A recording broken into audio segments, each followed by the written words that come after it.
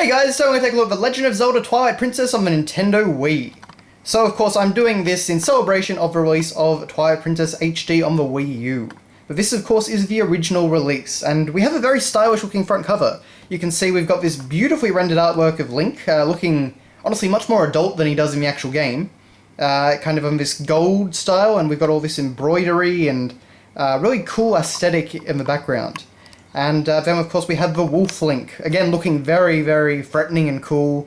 On this side rendered in silver, and we can see a bit more of the sort of, I guess it's the Twilight or Twilly iconography.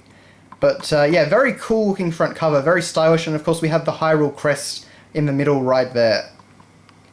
So yeah, a pretty striking front cover. So of course moderate fantasy violence, rated M. And on the side here we have these, kind of basic little font here, The Legend of Zelda Twilight Princess. And we've got these little wing arrow things. I'm not exactly sure what they are, but I do quite like them. Okay, so on the back, Become a Legend. The biggest Zelda adventure of all time. Sort of. So we have Link on Epona in the background there.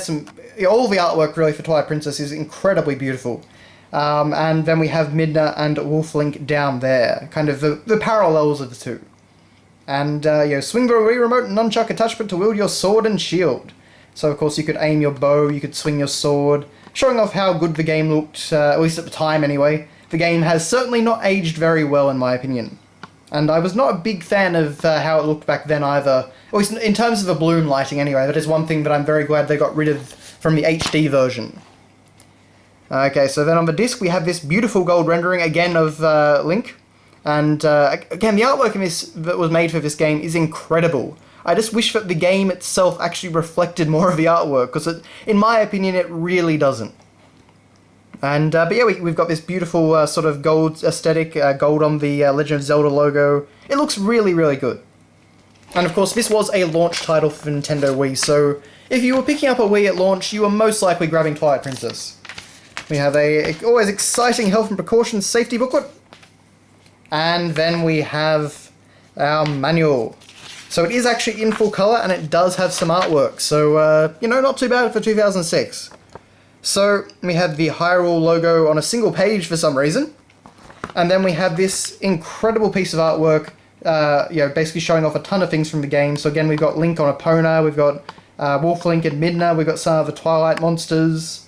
We've got Zant up there in the background, we've got Princess Zelda. And of course we have the Twilight Princess herself. Spoilers, I guess. But yeah. So this is actually a full-bodied manual. As you can see, we have lots of full-color screenshots, very high quality. Taken from the game. Honestly, looking pretty good in here. And we've got all these details in the background. You can see actually on the background of the manual there's a map. We have a full breakdown of the basic story of the prologue. That prologue which goes on for a very long time in Twilight Princess. Okay, and then we have, of course, controls, teaching people how to use the Wii Remote and nunchuck at the time. Getting started, all the sort of usual stuff you would expect. The game screen, Hyrule Field. The map screen, of course. What else do we have? Of course, we've got Link's actions. So rather than artwork, unlike the Ocarina of Time manual, we just have screenshots here. So walking, running, swimming, jumping, Z targeting, of course. We've got some more artwork of Link there, which again looks fantastic. And sidestepping, of course, using some different combat moves, which they actually illustrate with the diagrams of the Wii Remote and nunchuck, which is pretty cool. Let's see, what else have we got? Multiple actions, of course, some more artwork, but all pretty basic stuff. Still, as far as manuals go, especially for 2006, this was a pretty good effort. Riding Epona, Wolf Link, of course. Never was a fan of Wolf Link at all.